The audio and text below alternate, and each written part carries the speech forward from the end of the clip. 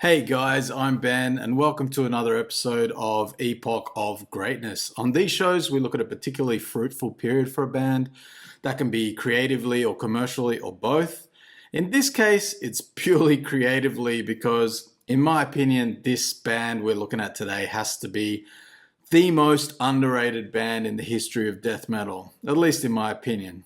Of course, I'm talking about Lost Soul.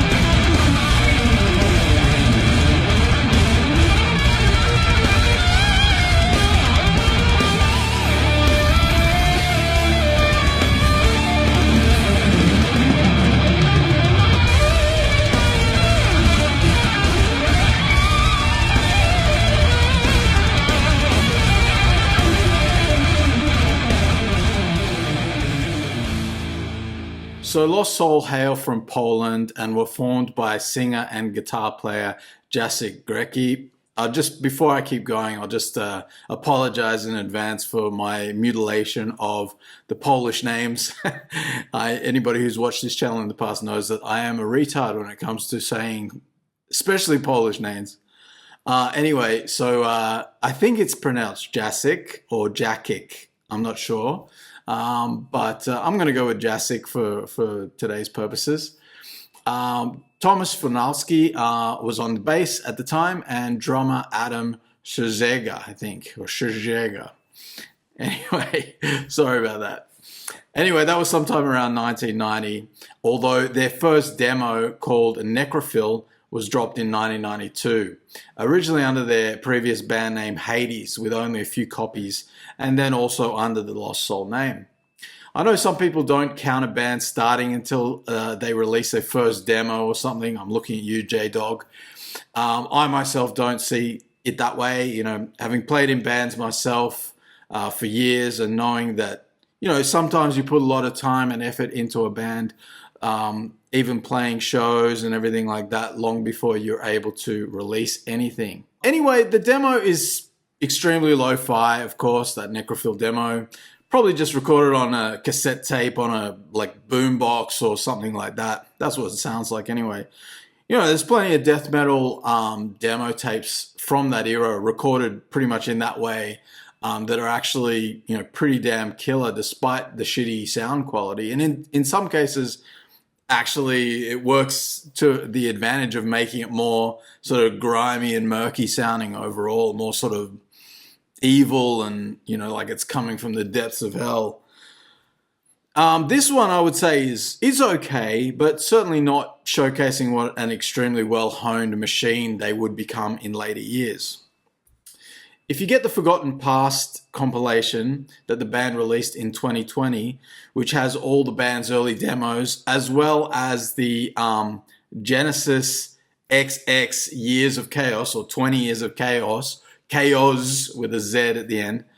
If you get that compilation, which is a modern re-recording of many of those early demo tracks, it's a great way to really track the progress the band was making in those early days. For example, let's have a look at the song Eternal Darkness, which is one of the first songs the band wrote. This is the original version from Necrophil 92, from the Necrophil 1992 demo. Check it out.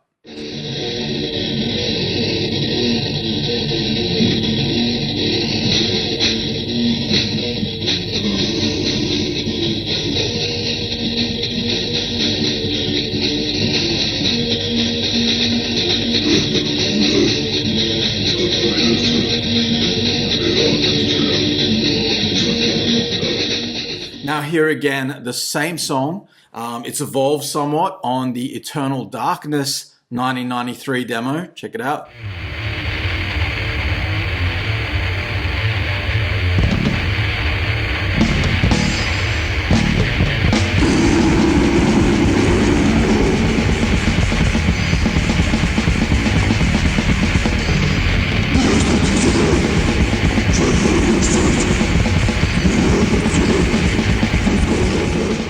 recorded another demo in 1994, this time in the Czech Fours studio called Superior Ignotum. However, they didn't add the Eternal Darkness song again, but in 1995, the band signed a deal with Baron Records, and through them, they re-recorded the Superior Ignotum demo, and that time they added 2 more songs to it, including Eternal Darkness again. This is that version.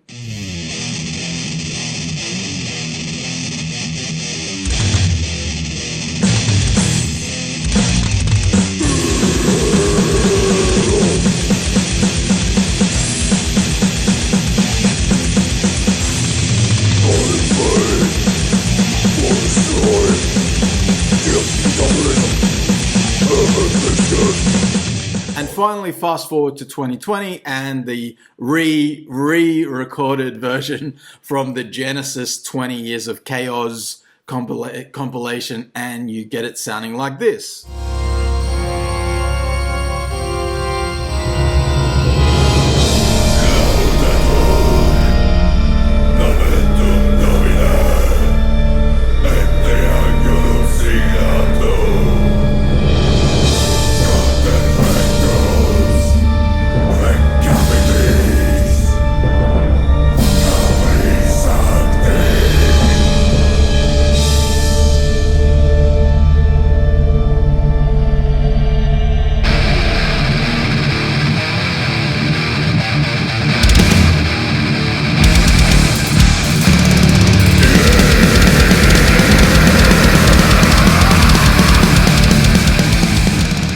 So obviously that last version is much closer to what the band was sounding like on their last full-length album.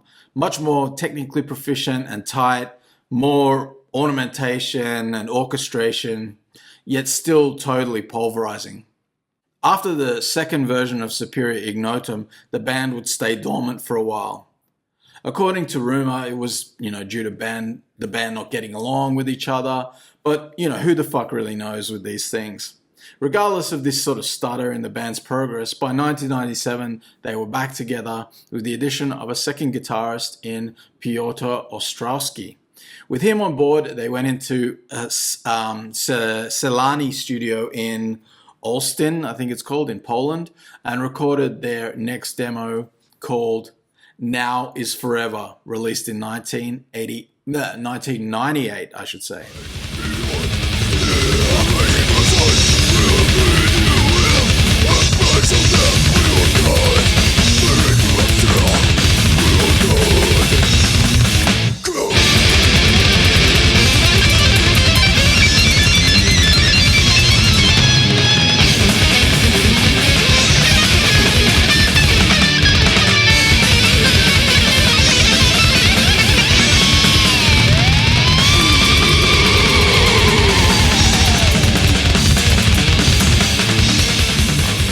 This demo would feature 4 new tracks, all of which would reappear, re-recorded on the band's debut album in a couple of years.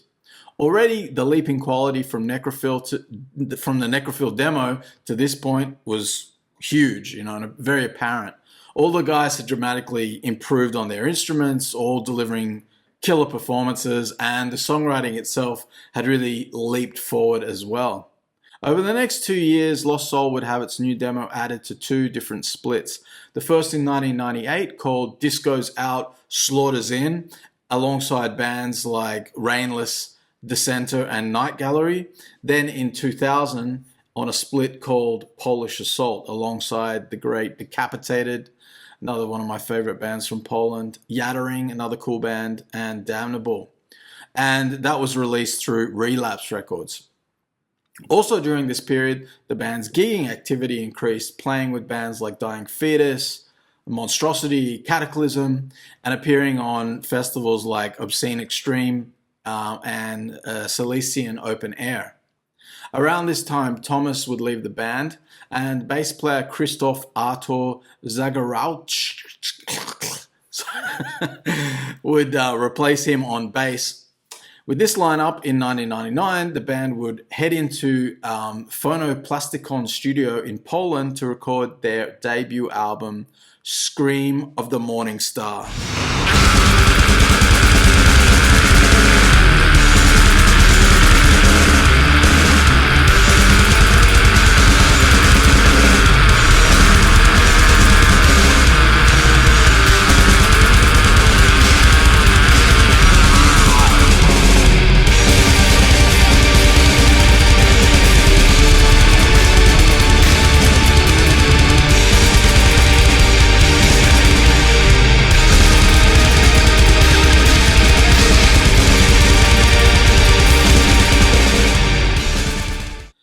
Some bands take a few albums to really hit their stride, and others come right out of the gate with pure awesomeness.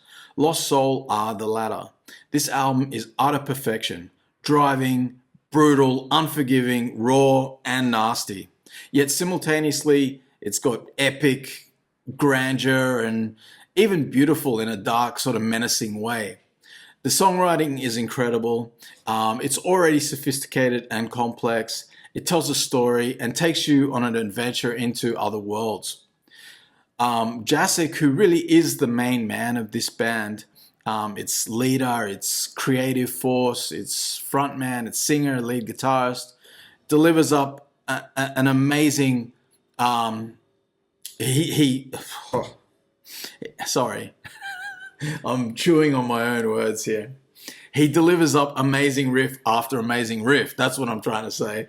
And the solos are insanely good as well already at this stage. His vocals are relentless and so brutal. He always sounds much more, I don't know, manly to me than most of the modern death metal vocalists who seem, well, at least, well, not everyone, I suppose, but a lot of them, to me, sound like just angry teenagers a lot of the time or something, and not like the demon-possessed grown men who are pissed off and ready to kill like Jacek does. I mean, that's how he sounds to me anyway. Just totally menacing and just the way you want death metal vocals to be, at least for me. I love every song on this incredible record. And often it's my favorite from these guys. But all their albums are so great, so, it's kind of hard to pick a favorite. If I had to pick a few standouts for you to check out, you can't go wrong with Divine Satisfaction.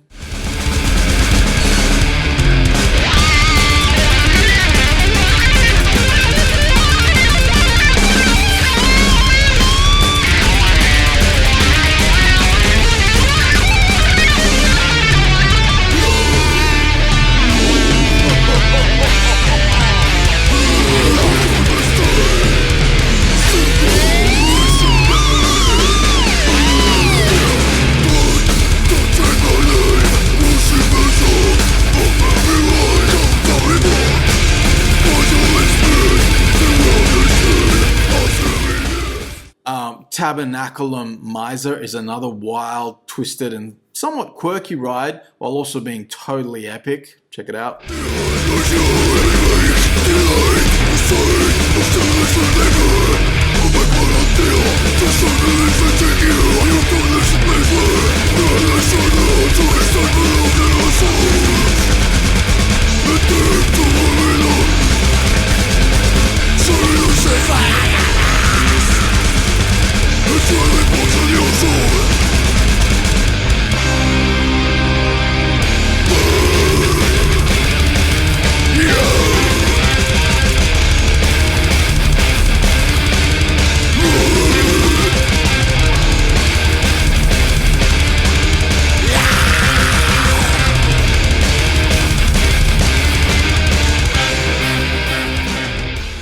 Malediction also rules.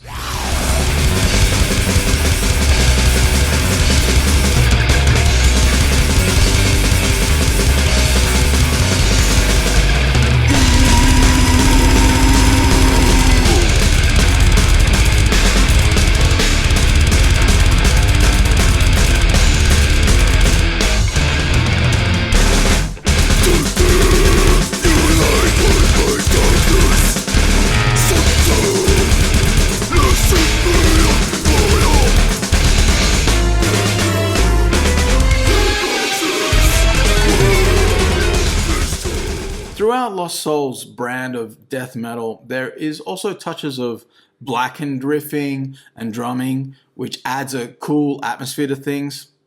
Their main bread and butter, though, is technical death metal, and yet, unlike most modern tech death bands that all really sound more or less like kind of a necrophagous clone, Lost Soul's more sort of drawing much more from the, I would say, more diverse meaning of tech death that existed in the early days of the genre. This is definitely I would say yeah, there's definitely a sonic connection to some of their Polish contemporaries like Decapitated, Yattering, and Hate, um, and even Behemoth, and you know Vader, I would say as well. There's little bits of all of that in there. There's also small doses of symphonic kind of passages in there, although at this stage of the band, it's relatively sparing, but that adds a nice touch to it. They will also put occasional choir vocal additions in there, and much later on in their career, well, I think only on the last album, there's like just a couple, like one or two little sung clean lines. But that's super rare. Most of the time, it's just pummeling intensity, very heavy, in your face, total. I mean, it's like at times borderline on brutal death metal, I guess, but maybe not quite. But it's right on that line between what is death metal and brutal death metal, I think, at times. Scream of the Morning Star was released through Metal Mind Records in Poland and through Relapse in the rest of the world. The band did receive enthusiastic praise from critics and fans alike, and things were actually looking pretty promising for the band.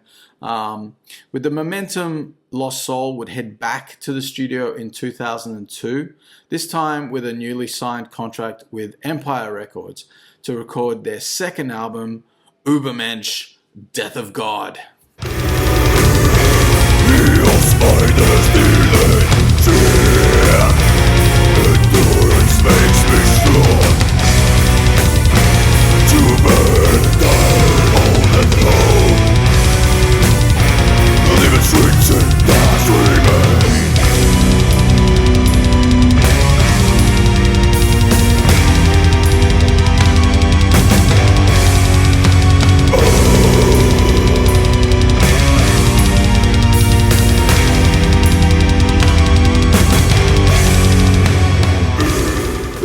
Death of God sees the band indulge more of those spare symphonic elements that I was talking about. This time it's a lot less spare.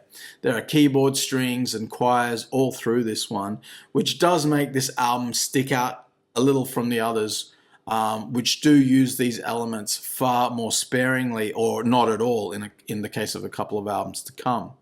That said, the brutality and epicness remains, and the songs are very catchy and cool. I love it. This is another fantastic album that highlights the band's growing abilities and songwriting skills. Jasek's guitar skills are becoming even more prominent at this point, and the album is full of great playing. I would say like fans of shred in their metal will appreciate his skills, and fans of songwriting will appreciate how they're how the solos or the lead playing is used to elevate those sections of the songs into pure epicness. Everything always lifts when he takes a solo, and that's the way you want solos to be, not just here's the section where the guitarist gets to show off a little bit. I mean, that's fun too sometimes, but when you're hearing a solo, you really want the solo to lift the song, right? And I think Lost Soul is really expert at that.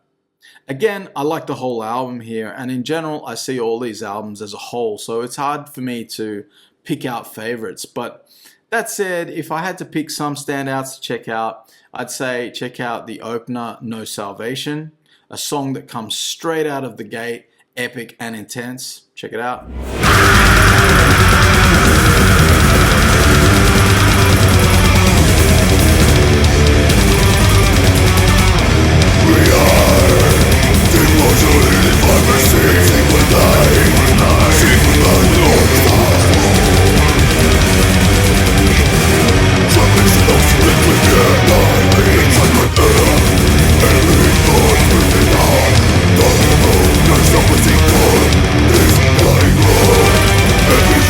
To the New Light is a good one to see. They're more melodic edged, mixed with the blinding fury. Also, excellent song progression. Check it out.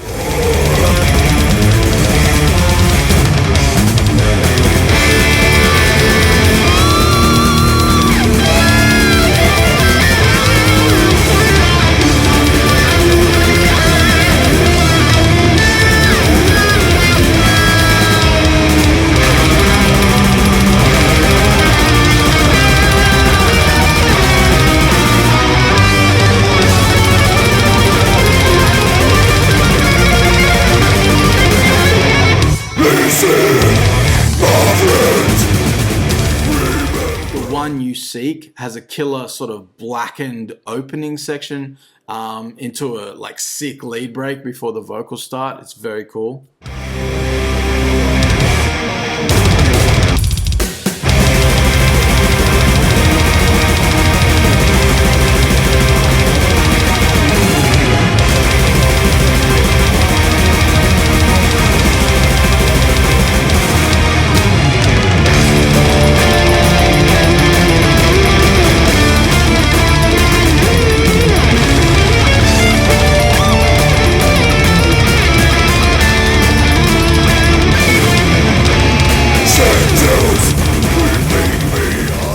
Absolutely killer album. Not sure I love it quite as much as the debut, but it's certainly not far off. I think death metal purists who don't like any keyboards or symphonic or choral elements in their metal, i.e. tasteless dorks, might have some issues with this one. I'm just kidding, guys. If you like your metal pure, I understand. But for metalheads with testicular fortitude, I'm sure the killer riffing, insane solos, and catchy, brutal songwriting will win you over. In October 2002, Lost Soul took part in the Thrash 'Em All Festival, playing with Monstrosity, Vomitory Trauma, Dissenter, Septic, and Contempt. Soon after, for personal reasons, or, who knows really why, Christoph Artur Zagorovich.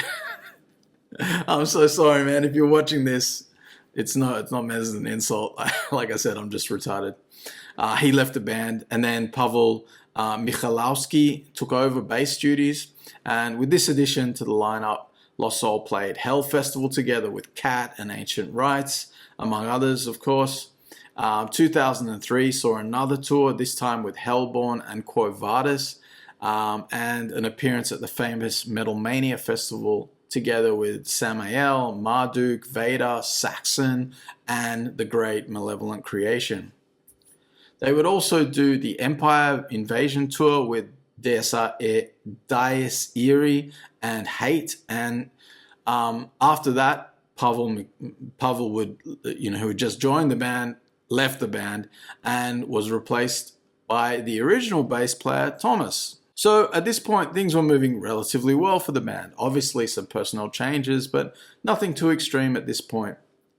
In April of 2004, the band went to Hertz Studio in Poland to record their third album, released in February 2005, Chaos Stream.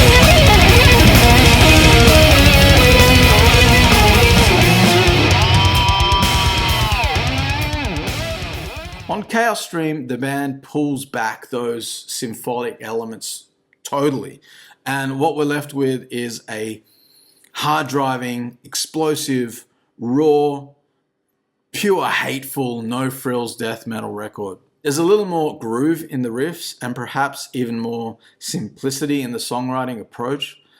Plenty of catchy hooks with the riffs and vocals. The guys sound razor sharp here, and the production is clear and tight. Jasik's guitar playing is on fire again in the solos. Adam's drumming only gets stronger and more pulverizing on each record, and he lays down the brutality perfectly on this hard-hitting beast. And more generally, it's cool to hear the original band all together again on this one. I probably have the unpopular opinion of not rating this album as highly in my personal ranking, because I love when the band have some of those diverse elements in their music. Like I love that about any band, especially if they're good at it, of course, And Lost Soul are great at mixing those elements together, you know, that brutal take no prisoners, tech death approach with an epic grandeur and storytelling feel that comes from those choral and string additions. Like, even if it's just sparingly, just those little highlights sometimes can really lift a song. So for me, this album is probably the one I've gone back to the least. That said, re-listening to it again after several years, you know, to do this video, I have to say I really enjoyed it. It's you know, awesome. For a pure, grooving, explosive death metal album, you know, played with expert attack and precision and visceral hate, which you can feel coming from Jasik's man-sized vocals, it's absolutely awesome. And I would definitely recommend it. I would say highlights to check out would be God State with its relentless pulverizing groove. Check it out.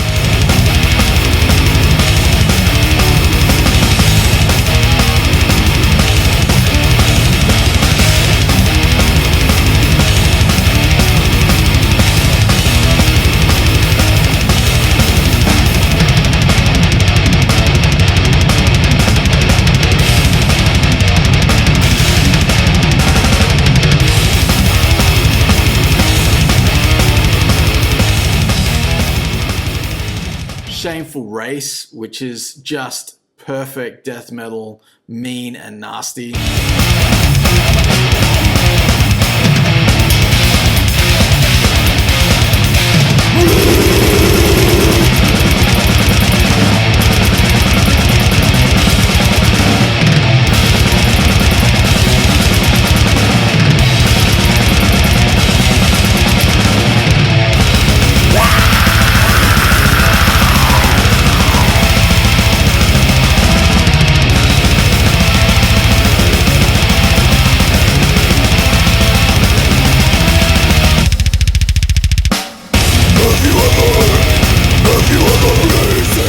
Want to hear them do their slower tempo sort of blasphemy, check out Christian Meat.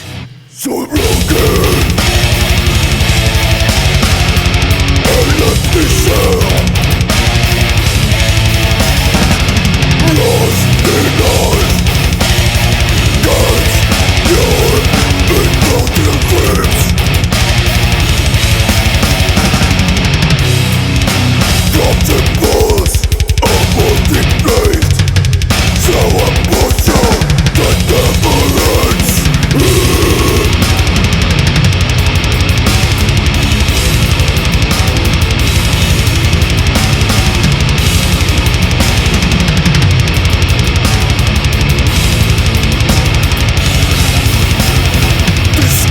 And the closing track, The Birth of Babylon, is also a killer epic beast.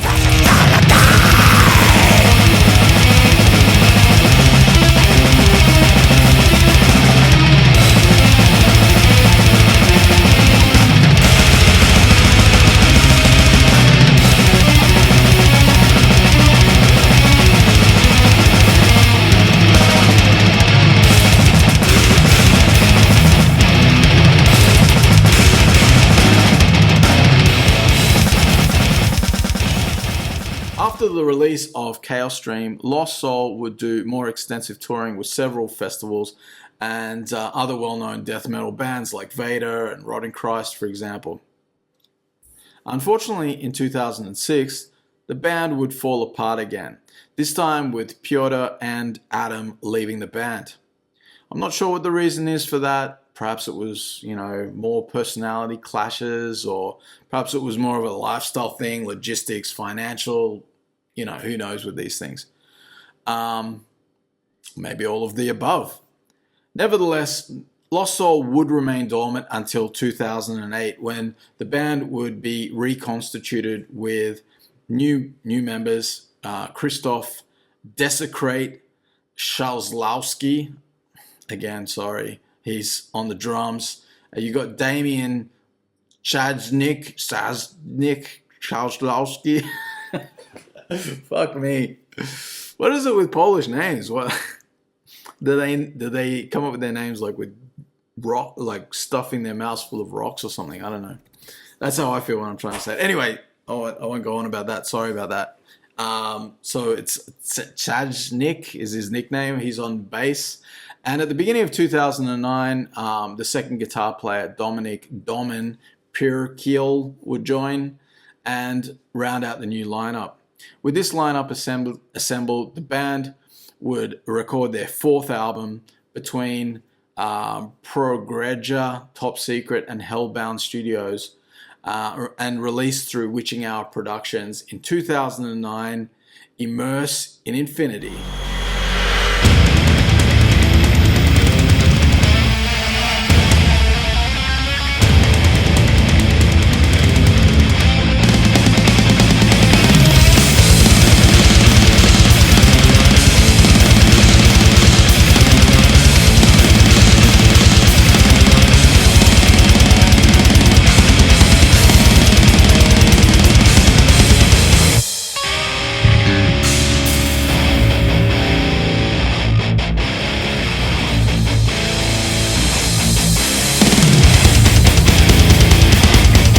Immerse in Infinity, for the most part, follows in the mold of the Chaos Stream approach. More emphasis on groove and brutality. Both albums, and also more sparse. Both albums have less of the blackened elements as well, and again, the symphonic elements are gone. This album has leveled up the technicality though, and I think that Christoph, the drummer, brings another level of brutality and technique to the drums, which helps elevate things. There's some sort of cosmic sound effects and elements thrown in to match the album's theme, but usually it's just for the intros. The album seems to be everyone's favorite. It's the highest rated on the Metal Archives, and the rare times that I see people talk about this band, it's generally talking about this album. Again, I need to break away from the popular opinion on this one. Like Chaos Stream, I do still love this album, so don't get me wrong, it's awesome. But it's also never been one of my favorites from these guys. Again, one of the aspects I love the most about Lost Soul is the epic grandeur element, and I feel like there is far less of that on Chaos Stream and Immerse in Infinity. That said, there are some absolutely killer tracks on this beast. Again, an extremely consistent album from top to bottom, but hard to pick tracks. But if I had to pick up some standouts, I would say, the bizarreness and pummeling of Personal Universe. Check it out.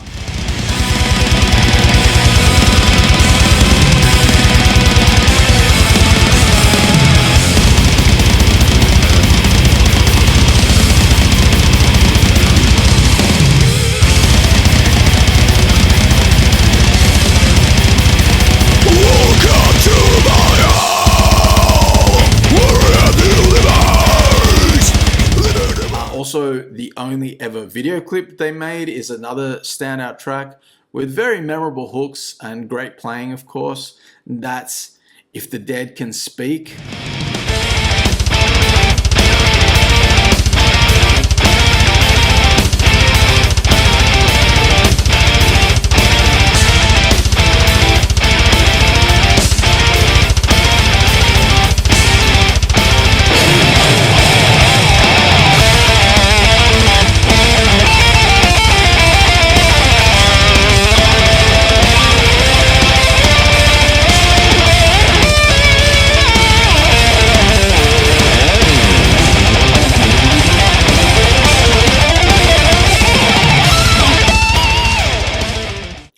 Probably my favorite track on the album, and one of their most badass tracks ever, is 216.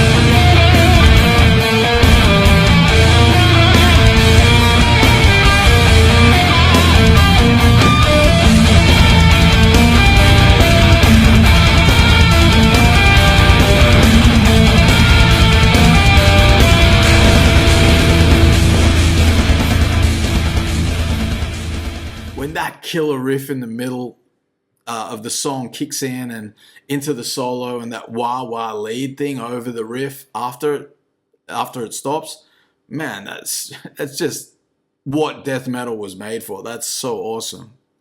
If your head doesn't fucking fall off headbanging to that shit, then you got to be fucking dead inside or something. I mean, that's the solo's nuts, man, and that whole section is awesome. Amazing highlight moment for this band, and I would say also the album closer stands out a little as well, because it does bring in some of those extra creative elements. Also, it highlights how great Jacek is at writing some of the most driving and intense riffs in the game. Check it out.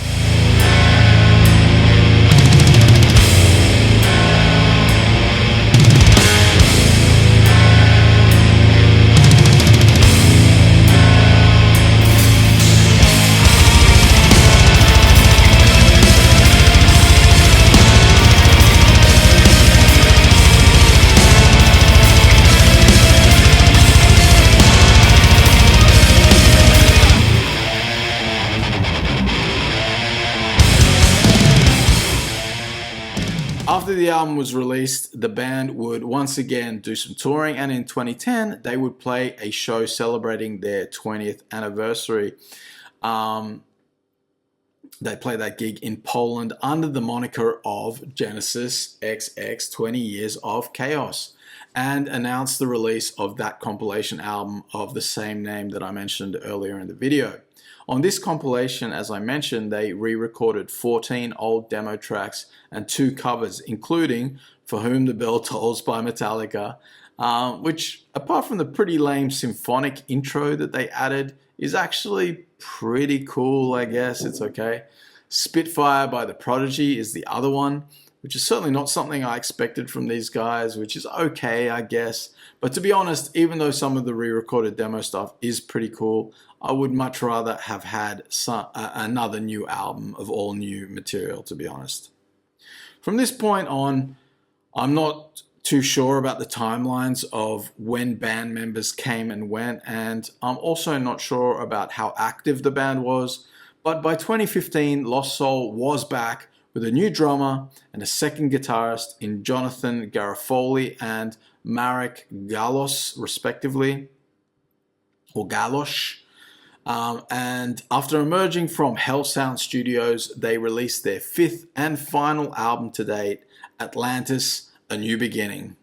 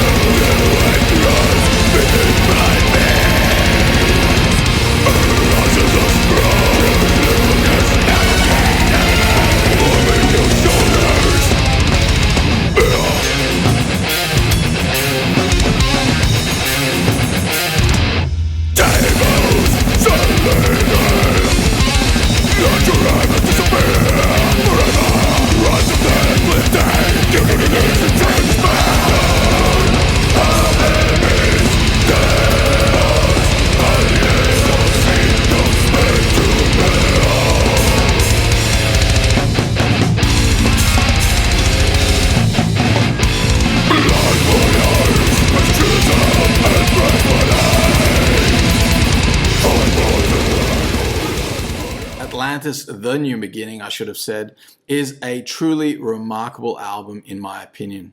To my ears, it truly represents the culmination of their entire career. Unlike the previous 2 albums, here they bring back those elements that were in their tool bags from the beginning.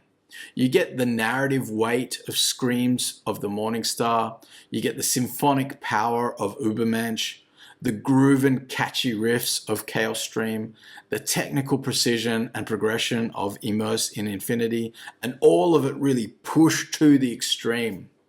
I think also that perhaps with this lineup, Jacek finally had the players to map out his most complex and intense musical statement yet. But even though this is the most technical album, I think so anyway, I also think it has the most emotional power and impact. The feeling of a cosmic story unfolding before you as the album plays is just so epic and masterful. Jasik's voice sounds even more loaded with testosterone and menace, and it's just so bloody powerful. I love it. There's even like sort of spoken word moments all through the album that only really amplify the storytelling element. I remember when this album came out, I was deep on a tech death kick at the time. I was consuming bands like Inferi, The Faceless, Gorod, Obscura, Fallujah, stuff like that, you know, and all the other bands that were going on at that time in that scene. And I remember how this album made them all just sound like little boys compared to Jasik, at least to my ears anyway. I read some fucking nerd's review on the Metal Archive, and he gave the most retarded and fucking bullshit takes I could imagine on this one. Basically, the only thing I agreed with his take that the older albums are great, but you know, he was saying all this shit about Jasik's vocals like being weaker or something than the other albums, or like that he sounded like he was like took the foot off the gas or some shit. I can't remember the wording he used. I just remember it annoyed me at the time. And he gave it like 49% out of 100 or something. I just like, what the fuck? Is this guy deaf or something? Anyway, it was stupid. It's a great album, and it's just as good as any of the others. In fact, I think it's better. When you have pulverizing heaviness, technical prowess, compelling narrative, killer songwriting, virtuoso guitar playing, and the band bringing their A game, then you get this album. It's a masterpiece. It's a fucking masterpiece. Tech death, which these days suffers too often from wimpy sounding, wiry, meaningless riffs that just, you know, get lost in the weeds of technicality and forget to tell a compelling story. That's something that this album not only avoids, but really lays the blueprint of how the genre should be. You know, they do that a lot of the time, these modern tech death albums, which will have these really complex riffs on them, and it's more like about the complexity and the like, look how hard this riff is to play, you know, look how crazy it is, where it's like not so musical anymore. And a lot of the symphonic elements and stuff like that is where the band will rely on, you know, to tell the story of the album. And that's like a real cop-out, I think. Whereas Lost Soul perfectly uses those elements in a much more sparing way, but when they use them, they are really compelling. They really lift the song, you know, they really lift the music. And I think that's what I mean by that's the way the genre should be done, if you're going to use those elements. And also the riffing and everything like that like all the narrative weight is there in the songs, you know, without the elements, without those symphonic elements. So that also tells the tale. The whole album is perfection. So, you know, picking favorites is tough. But you can't go wrong with Aqueous Ammonia.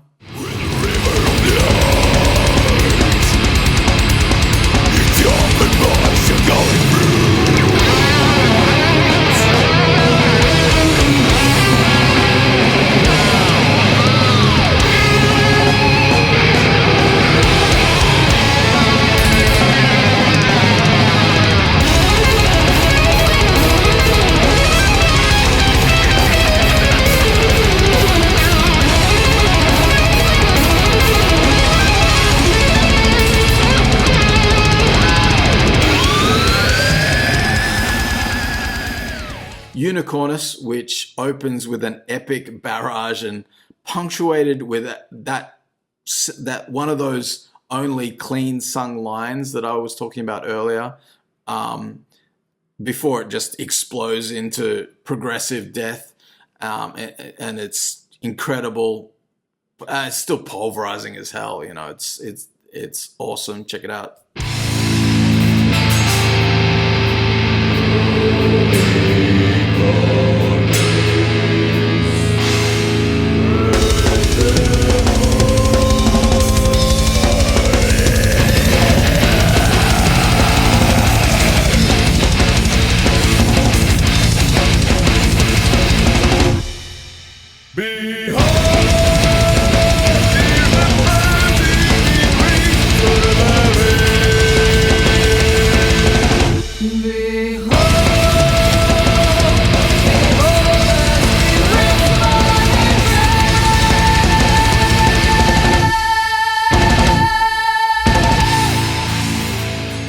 Perihelion is,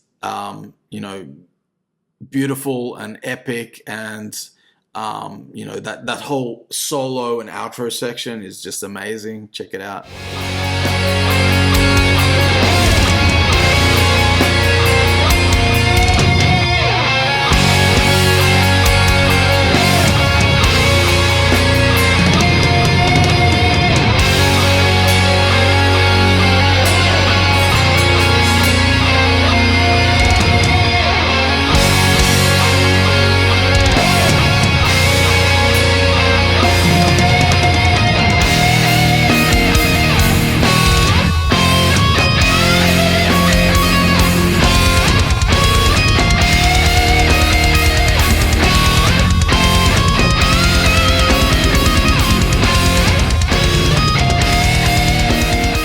False Testimony is a shorter but extremely epic and memorable track, especially the second half of the song.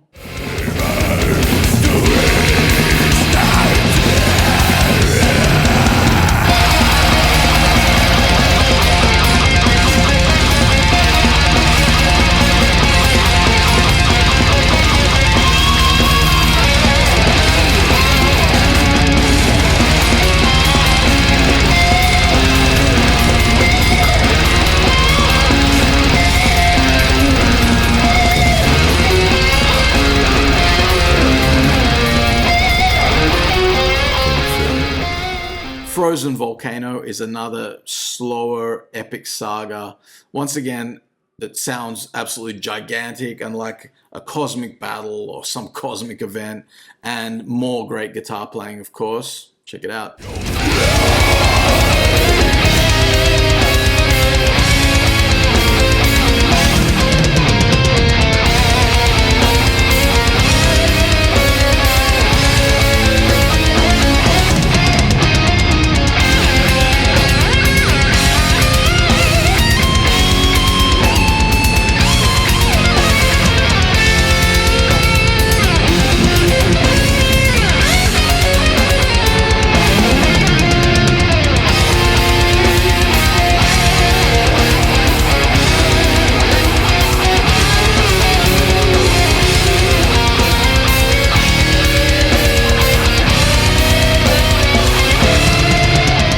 The album closer, the eponymous Atlantis, an even more epic saga.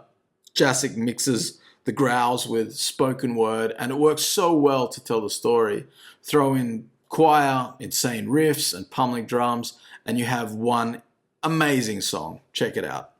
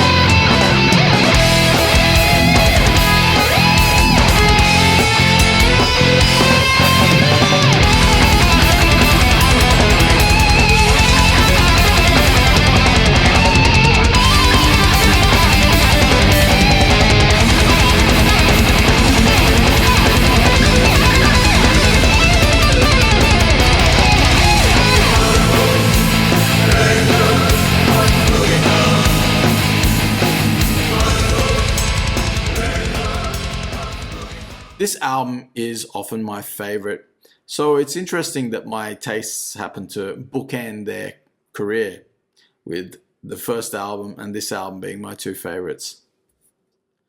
I can't understand at all, and never have really been able to understand, why bands like Behemoth or Vader or Decapitated and many others all were able to get enough attention and love to keep going and be successful, while Lost Soul always gets overlooked and forgotten. Always. No one talks about them. It's insane to me. What the hell? They're incredible. The tech death genre especially sorely misses out on not having these guys around and not being more heavily influenced by them, like I said before. Lost Soul never made a bad album, and in fact, they're all excellent. Even the ones which aren't like my personal favorites are excellent. And, you know, like I said, mine is probably the unpopular opinion. A lot of you would probably like Chaos Stream and Immerse in Infinity even more, you know, than the symphonic ones. Because I know a lot of people, you know, they like they get their feelings hurt if there's a keyboard in death metal. I'm just kidding. But Lost Soul are one of the greatest bands in death metal, and it's shameful how criminally underrated they are. Amazing narrative-driven songwriting, progressive and technical while retaining their musicality, epic and exciting, and all executed at a virtuoso level. They are one of the best bands in death metal. I'll keep saying it. Criminally underrated. Criminally underrated. This video is really my love letter to the band. It's a little bit different from the other epochs of greatness that I do, which don't usually track the whole career of a band, but it looks like they're done. I think they're done. I hope I'm wrong. I would love for them to come back with another album if they maintain that quality, if it has that. The other thing I want to mention as well that I didn't say before about any of these albums is the production on all these albums. Each album has different production. The first album is much more raw. The next two albums are then Übermensch, it sounds much more epic, much more sort of cleaned up.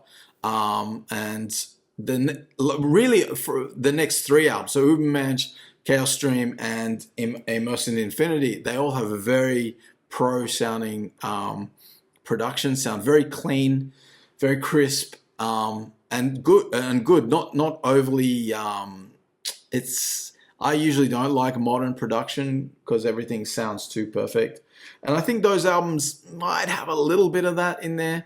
But Atlantis really sounds like a band pummeling in the studio. Like, even if they did use tricks and stuff to clean it up, you don't really hear it. It sounds very awesome. Sounds massive. Has this gigantic sound, but also the guitars sound really raw. The drums sound huge. And the vocal sound is really impactful as well. So yeah, I just wanted to mention that because I didn't talk too much about the production.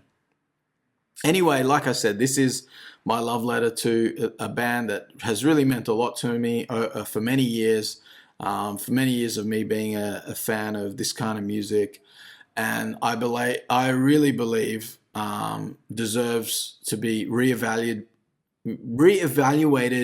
reappraised, re-listened to by you, the unwashed masses of metalheads out there. This shit fucking kills. Get on it. Anyway, guys, that little bit of Bill Burr there, even though I think he's a bit of a tosser these days. Anyway, guys, that's it for today. Thanks for watching. Stay metal, and see you next time.